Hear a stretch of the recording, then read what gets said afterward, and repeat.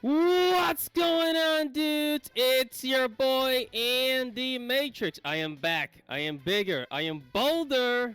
I am shinier in the head. That's right. I don't know. I don't know what that was about. Anyways, what is up, guys? I am back again with another video. Like I tell you guys, I've been really busy. So that's why I release these videos once a week. You know, these really long videos just covering everything that I should have been covering during the week. So here it is. Make sure to check the timestamps, okay? Make sure to check the timestamps for whatever, for all the topics. Check, check the comments. Yeah, check the description box for all for the timestamps. And let's go ahead and get to it. There's a lot to talk about. The world's going crazy. Entertainment's going crazy. Hollywood sucks. Japan is awesome. Anime is awesome. But I think someday Japan is going to start getting to the point where we're like, you know what? There's no hope. There's no hope. We should just give up on anime as well. But that day is decades into the future. So, there's still plenty of time for us to rejoice. Let's go ahead and get started. And for our first topic, baby, we have the co-director of Kung Fu Panda 4. Says Hollywood executives totally see the influence and impact of anime that anime has on the world, but still think that the audiences don't like these kinds of stories. Yeah, that's amazing logic. It's not that they think the audience don't like it. It's that they're in denial. They are absolutely in denial because they see it's very, very clear. It's very, very, very clear that that anime is winning and that modern day Hollywood movies just suck. That it's it's in the records, it's in the numbers, it's in the box office. We see it in anime. Anime has even beaten some Hollywood movies, like anime movies like the Mugen Train, Demon Slayer movie, the freaking what is it? Jujutsu Kaisen movie, Dragon Ball. Anime has been winning so much, but they're in denial and they don't want to admit it. It's what it is basically it's what I like to call the American arrogance that no matter what happens, we are the best. We are still the best. America could collapse tomorrow, but people still think, oh, we're the best. Yeah, we're the best. We're China, nah, forget China. They might have a bigger economy and more people than we do, but we're still the best. Yeah, that's right. Anyways, so So here it is. So the guy says, I'm not sure why. Every time I talk to an executive, they've told me that yes, they totally see the influence and impact of anime, but no, we will not do that. Anime is winning, but we're not gonna learn from it. Screw you. We're gonna keep doing our shitty movies. He said, no surprise to me that Arcane was made since it originated in video games. She said, Riot knows how to be cool, and it was animated in France by a badass team of filmmakers. Yeah, I mean there are a few intellectual properties, but what you gotta understand about America is they take things that are already popular, like say a video game, and they'll turn it into a series or a movie. But as far as original ideas, hell no. They don't want to experiment with that. They don't want to give anything a chance. Forget it. Not gonna happen. So yeah, that's the American arrogance here at Bonito Comics. Moving on to our next topic, guys. We're going back to Johnny Salami. Mr. Johnny Salami. So I guess it's kind of a good thing that he's no longer in Japan. But now his dumbass is in Israel. As to why he is in Israel, I do not know. But let's go ahead and take a look at what this idiot is doing. Last time I checked, not only did he get his ass beat, but he also got arrested. Here we go. Yep. Oh, you a bad bitch. I swear to God. You a bad bitch. I'll take you to dinner.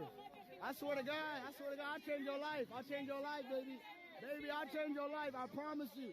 You a bad bitch right here. I changed your life, baby girl. You don't gotta work for these niggas no more. Bitch, I changed your life. Nigga, fucking Jesus Christ. Okay, word of advice, just a word of advice. If you want to get a girl's attention, one of the best things to do is to not call her the B word. And I'm just, just throwing some advice out there in case anybody needs it. I'm in the sidewalk. I'm in the sidewalk. Okay, I'll go. What the fuck? Okay, now go. Relax. I'm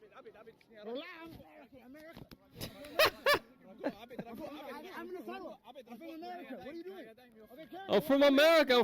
We don't care. They don't care if you're from America, you idiot. Okay. Oh, shit. What am I going to jump? America. I'm from America. USA. I'm from America. USA. He got arrested. Well, you know what's funny? He's in Israel. And if you look at the chat, they're saying, hey, play Jesus Walks. And what that is a song by Kanye West. It's a Christian song by Kanye West. So basically saying, hey, piss off the Jews by talking about Jesus. Because although Christians and the Jews believe in the same God, Yahweh, the Jews don't accept Jesus as their savior. So that's, everywhere this guy goes, he always, look at him. Everywhere he goes, look at this image. Everywhere he goes, he causes trouble. Everywhere. You got these two guys here just like freaking pinning this mother. Oh, man. Wherever he goes, there is chaos. There is chaos. This guy needs to he needs to get locked up for at least 10 years for his foolishness. He's a total idiot going around the world and just annoying the shit out of people for no reason. He has no conscience. It's no self-awareness. He's one of those people that think, oh, it's everybody else's fault. It's your fault, but me, nah. I'm a good guy. That's kind of how he sees it. And it never works out for him, does it? Anyways, moving on to our next topic. We have... Oh, yeah, I wanted to talk about this because for those of you that want to travel to Japan, this is kind of bad news for the Japanese. Like, if you live in Japan and you have the Japanese yen, this might not be so good because the value of the yen is going down, but at the same time, the value of the dollar, compared to the yen has become weak. And so your dollars, when you go to Japan, they go much further. You understand? Your dollar goes much further. But let's see what happens. So the Japanese yen hits 34-year low, cheaper than the Philippines. Now, I want to share something with you guys because I've actually been to the Philippines, okay? I've been to the Philippines. I know what it is. I know what it's like to live there. For the 2 weeks that I was there, I know what it's like, spending money over there. I took $800 with me to the Philippines, and let me tell you, it feels so good when you go to, let's say, a fast food chain, and instead of spending $15 on a meal, you spend $3 instead. It is a breath of freaking fresh air, man. Like when I go to Jollibee and I spend $3 on, I don't know, a meal, it feels good. Feels pretty dang good, man. So if you want to go to Japan, this is the perfect time because, I don't think the yen is going to get any stronger anyways. But I don't know if it's cheaper than the Philippines. I don't agree with that because Japan, there are certain things in Japan that are pretty expensive. And Japan, cheaper than the Philippines? I don't think so. Like the street food, I would say street food in Japan will be I'm going to say $10. And then in the Philippines, it will be $3, $4. Right? No, $2 actually in the Philippines. So the Japanese yen continues to struggle against its American counterparts as it hits 34-year low. Said the Japanese yen and the United States dollar exchange rate reaching 153. So it used to be, wow, this is crazy. it used to be that $1 would be 120 yen, and now it's $1 is equal to 153 yen. Wow. Holy crap, that's like a, what, like a 15-20% decrease in value? That's crazy. So the owner of Novella Berg, a restaurant that deals with American beef, said the price have tripled over the last 10 years due to the effects of the weak yen. Well, so again, I don't think it's like cheaper than the Philippines. The Philippines is way cheaper. The hotels there, food is awesome. You take your American dollars over there and you live like a king. Trust me. All right, so next up is Feminize.com. So BlackRock is big on Japan. So it says BlackRock, in case you didn't know, BlackRock is that big investment firm from Wall Street that's like putting money into Disney and telling Disney that they need to like ramp up the, ramp up the DEI, ramp up the rainbow stuff in their movies and TV shows. And as a result, it goes down the drain. And since BlackRock is investing into Japan, they're going to start doing the same thing. Well, they're going to start doing the same thing. And, I mean, hopefully the Japanese are smart enough to fight back. But let's see what happens.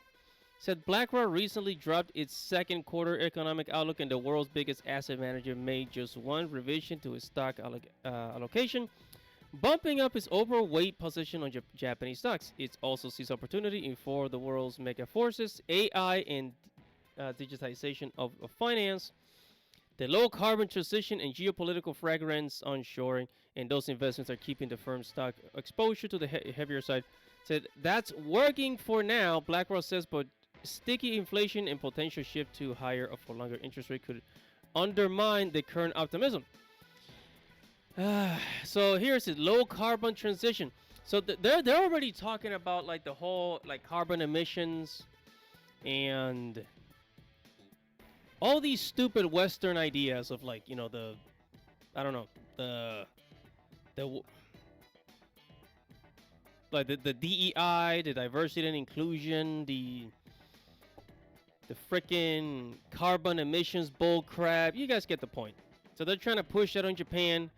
And it's crazy because they go to Japan and they say, hey, we will invest into your company. If you have a startup, we will invest into your startup. In exchange, you have to do all this dumbass shit this is what we want you to do. And the Japanese people are like, oh shit, money? Okay, we got investors, but hey, we gotta be politically correct. Okay, fine, we'll be politically correct as long as you give us that money. So what's BlackRock's view on Japanese on Japan now? I mean, Japan is wide open. It says, where are the other places where BlackRock sees opportunity? Man. It's not looking good, guys. It's not looking good. And it really sucks because the Japanese economy has gone down so much. You don't see a lot of startups in Japan anymore. You don't see a lot of startups. You don't see a lot of companies rising up in Japan and creating this massive amount of wealth. That doesn't happen anymore. Japan's golden era was the 1980s. The 1980s was Japan era, and that's why you hear a lot of people say Japan is stuck in the 80s, because that is the era where they shine the most, more than America. Do some research. I think I'm gonna talk about it in a future video. But anyways, moving on to our next topic, we got Final Fantasy Rebirth sales. Final Fantasy VII Rebirth has sold 2 million copies, PlayStation 5 player data suggests. So this number could actually be inaccurate. It could probably be just maybe 1.5 million. You guys remember that the advantage that the PlayStation 4 had, is that there were 100 million PlayStation 4s in circulation. That's 100 million users. However, PlayStation 5 only has 50 million users. So that's 50% less. And the sad part is we're not going to reach 100 million PS5 users anytime soon. It's already been 4 years, guys. So just keep that in mind. So it says, meanwhile, Final Fantasy 16, yeah, it's 3 million, 3 million copies. Yeah, so this is sad because Final Fantasy 7 Remake sold 5 million copies in the first month. And Final Fantasy 7 came out in February, at the end of February. It's already been a month and a half, and it's only sold 2 million copies. That is bad. Compared to the remake, that is bad. So Square Enix is at a disadvantage. You know, Square Enix, they have to get out of exclusivity. They have to leave behind the exclusivity crap. You know, this is the problem with exclusivity. It's like they are so locked in. They are so, strictly binded. They are so binded and stuck in the PlayStation 5, the exclusivity program, that they cannot expand to other places. I mean, I think it's going to be a long time before we see the PC version of Final Fantasy 7 Remake. And when it does, it could sell another 1 million copies. The reason I haven't bought it is because I want the PC version. But it would also be good to have it on Xbox. It'd also be good to have it on, other platforms that people can play on. But no, it is stuck on, it's stuck on a PlayStation. And as a result, it's not going to sell a lot of copies. I keep telling people, and Sony and Square Enix, get away from exclusivity. Exclusivity sucks. Abandon exclusivity if you can. And you will see that you get even more sales. I mean, take a look at Pal World. The reason why a brand new game like Pal World can sell like freaking 15 million copies in in 1 month, in 1 or 2 months, 15 million copies, is because it's on so many platforms: PlayStation 5, Xbox, Steam, Epic Games. It is on so many platforms. But anyways. And moving on to the next topic, PCMagazine.com says Putin wants Russia to create its own video game console. So look, Russia is a communist country, just like China.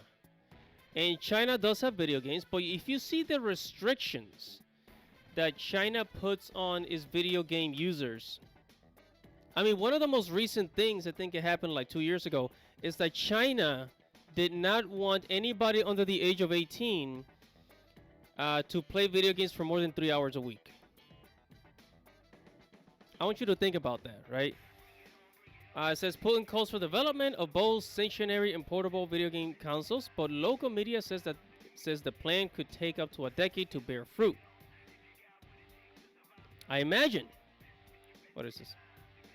It says Russia, the country that brought us Tetris. Oh, really? They brought us Tetris? Is looking at creating its own video game industry, which will include the development of consoles. During a socio-economic meeting this week, Russia President Vladimir Putin ordered his government to consider the matter, according to local media reports. The government edicts specifically calls for Russia to look at producing both stationary and portable game consoles. So I'm thinking like handheld, kind of like handheld consoles, like the Steam Deck. I'm guessing it's going to be something like the Steam Deck, I think. But it's going to take a long time. Russia's not known for video games. And most likely it's probably going to be contained within their own, within their own country. That will be interesting. That'd be interesting to see. And I have absolutely no idea that Russia gave us Tetris. That's, I mean, is that a fact? Is that real? What other games came from Russia? If you know, make sure to comment below. Leave a comment below. Okay? Moving on to our next topic, we got a Nintendo Treehouse job listing asked for DEI awareness. So Nintendo, I think it looks like it's Nintendo of America, right? The American branch. They did a job posting, and the job posting was asking for DEI, meaning diversity and inclusion awareness. It says, while Nintendo Treehouse has long been known for its liberal localizations of source material, it doesn't seem that the American division of the company is planning on changing anytime soon. With new job listings still asking for awareness of culture and DEI. The job listing, which is for localization product specialists localizing from Japanese, calls for maintaining awareness of culturalization and DE&I related topics, identifying issues and proposing solutions as needed. You already know what this is about.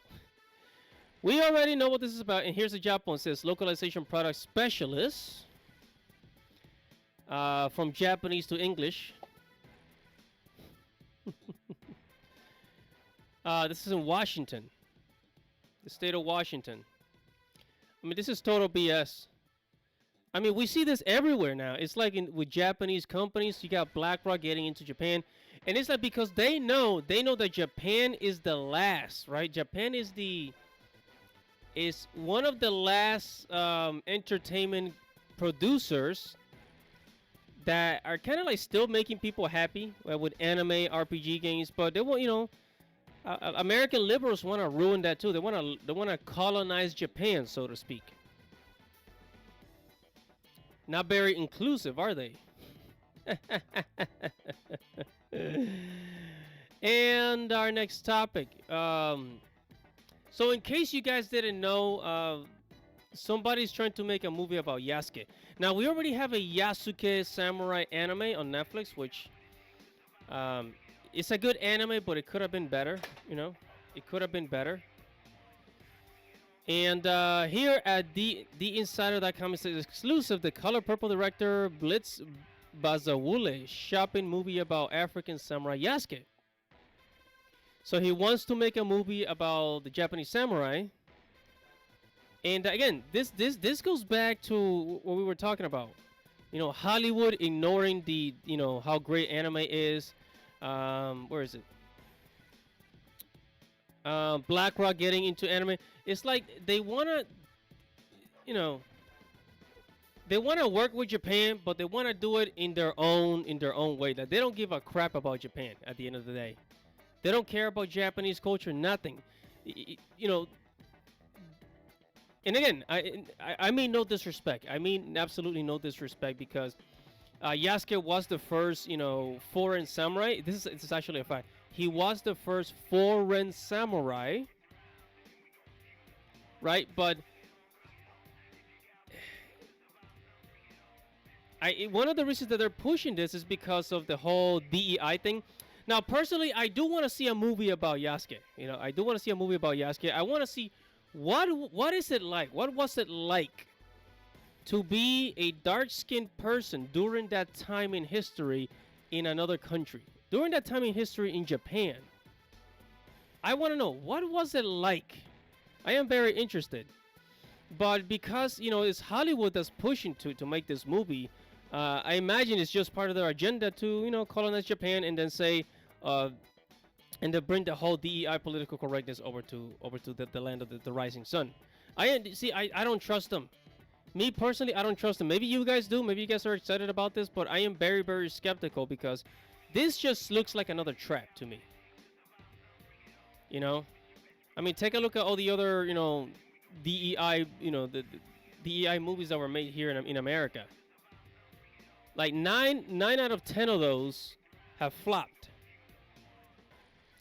And last but not least, looks like Berserk is back in action. We're gonna get our first Berserk chapter after like a whole year waiting. Says Berserk will return on April 26th of this year, 2024, and this was brought to us by Manga Mogura. Says Berserk by Kentaro Miura, Studio Gaga. Koichi Mori will resume the upcoming Young Animal issue on 9, 10. Oh yeah, so out April 26th of this year, color page 2. It's gonna have a color page, so pretty exciting. Continuing the the Berserk Chronicles. I forgot who said that. It was another YouTuber that said this, but we wait so long for one Berserk chapter. It's almost like torture. And then if you remember the story of Berserk, Guts, how Guts struggles, going through pain and going through adversity and hardships. Part of being a Berserk fan is those long waits, those painful long waits. So it's almost as if we are Guts. We are Guts, and our battle is the hiatus until the next chapter of Berserk. That sounds kind of silly, but hey, I didn't know how else to make it sound cool, I guess. And that's gonna do it for today's long video. That is it, folks. That's all she wrote. Now, I had a lot of fun. I'm really glad you guys were able to join me today. Please make sure to comment below. Tell me what you think about these topics that we covered today. Comment below. Tell me what you think. And make sure to subscribe to the channel. Hit the notification bell for future notification. Make sure to like the video. Make sure to share the video.